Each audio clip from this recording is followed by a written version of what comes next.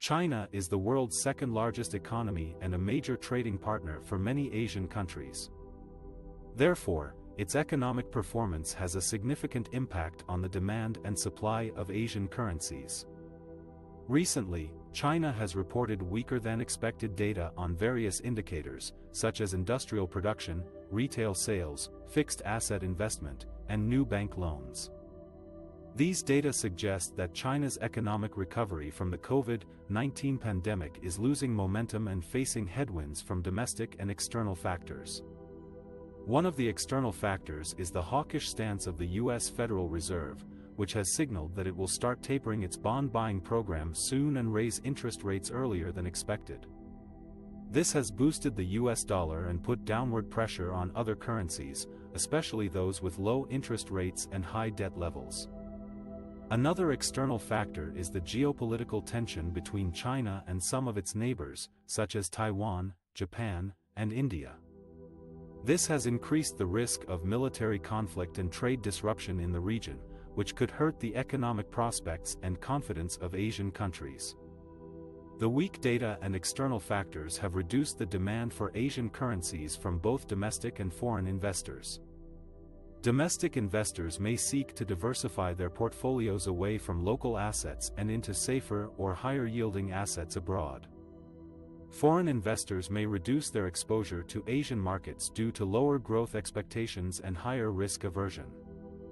At the same time, the weak data and external factors have increased the supply of Asian currencies in the global market. China may allow its currency, the yuan, to depreciate further to support its export competitiveness and offset the impact of U.S. tariffs. Other Asian countries may follow suit to prevent their currencies from appreciating too much against the yuan and losing their export edge. The combination of lower demand and higher supply of Asian currencies has resulted in their depreciation against the U.S. dollar and other major currencies. This has implications for the trade balance, inflation, monetary policy, and financial stability of Asian countries. A weaker currency can boost exports by making them cheaper in foreign markets, but it can also increase imports by making them more expensive in domestic markets. This can improve or worsen the trade balance depending on the price elasticity of demand for exports and imports. A weaker currency can also raise inflation by increasing the cost of imported goods and services, especially those that are essential or have few substitutes.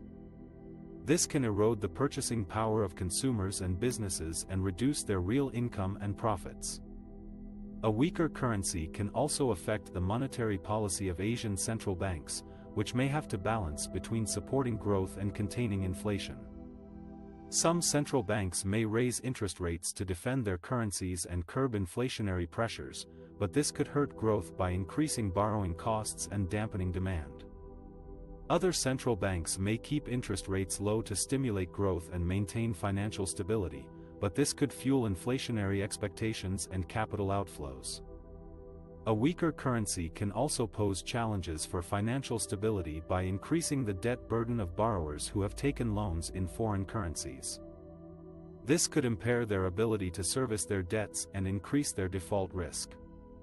This could in turn affect the solvency and liquidity of lenders who have lent to them, especially banks and non-bank financial institutions.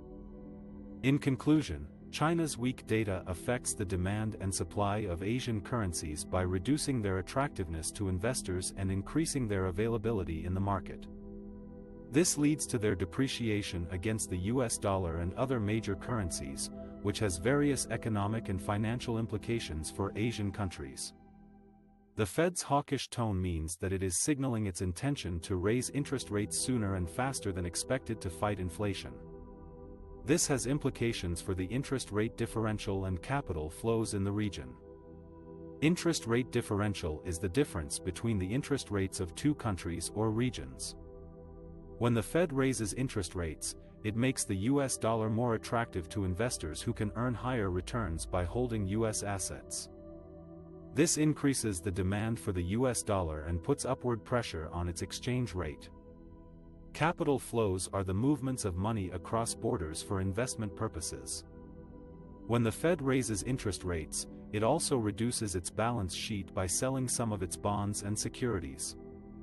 This reduces the supply of money in the U.S. financial system and tightens credit conditions. This makes borrowing more expensive and discourages investment spending. These two effects have opposite impacts on capital flows in the region.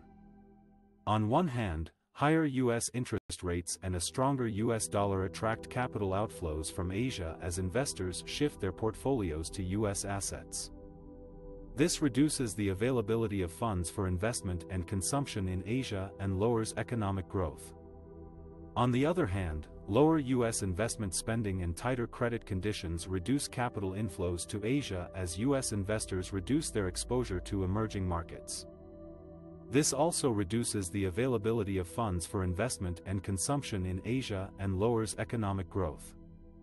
Therefore, the Fed's hawkish tone influences the interest rate differential and capital flows in the region in a negative way. It creates a challenging environment for Asian policymakers who have to balance between supporting their economic recovery from the pandemic and maintaining financial stability amid currency depreciation and capital outflows. In this section, we will discuss how to use risk management strategies such as stop-loss orders, hedging and diversification to minimize your losses in the volatile market. Risk management is essential for any successful forex trading strategy, and it can help you protect your capital, reduce your stress, and improve your performance. One of the most important risk management tools is leverage management. Leverage is the use of borrowed funds to increase your trading exposure and potential returns. However, leverage also magnifies your losses if the market moves against you. Therefore, you should always use leverage wisely and cautiously, and never risk more than you can afford to lose. A good rule of thumb is to use a low leverage ratio, such as 2-to-1 or 5-to-1, and avoid using the maximum leverage offered by your broker. Another risk management tool is position sizing. Position sizing is the process of determining how much of your account you will risk on each trade. Position sizing can help you control your risk exposure and avoid overtrading.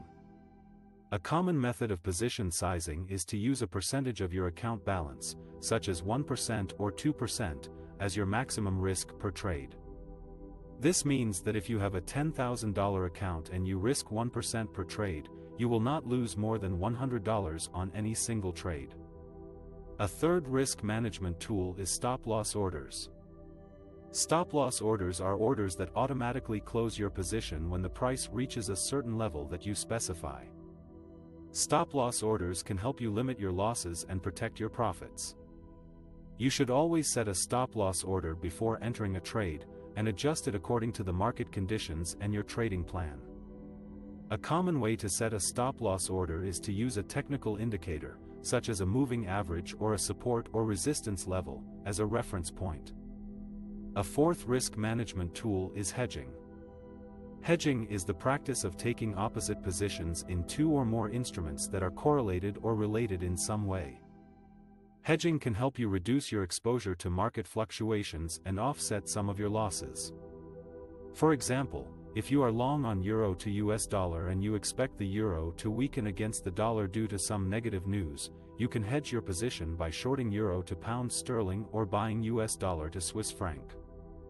However, hedging also involves additional costs and risks, such as spread fees, swap charges, margin requirements, and imperfect correlations. A fifth risk management tool is diversification. Diversification is the strategy of spreading your risk across different instruments, markets, time frames, and trading styles. Diversification can help you reduce your dependence on any single factor and increase your chances of success. For example, if you are trading only one currency pair, such as euro to US dollar, you are exposed to the risks of that pair only. But if you diversify your portfolio by trading other currency pairs, such as pound sterling to US dollar, Australian dollar to US dollar, or US dollar to Japanese yen, you can benefit from different market movements and opportunities. These are some of the risk management strategies that you can use to minimize your losses in the volatile market. Remember that risk management is not optional. it is mandatory for every forex trader who wants to survive and thrive in the long run.